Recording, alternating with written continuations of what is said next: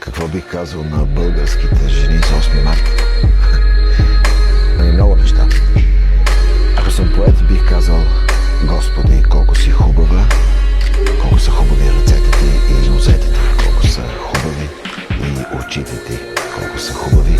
И бих добавил, че всичко това е вярно. И без филтър.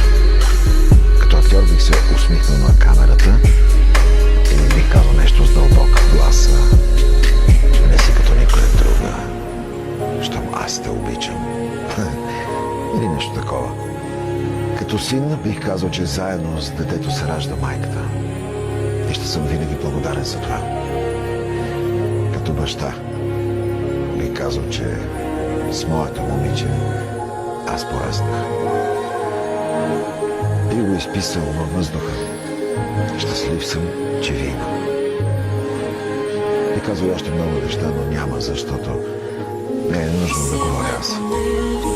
Ще кажа само честит празник и ще слушам.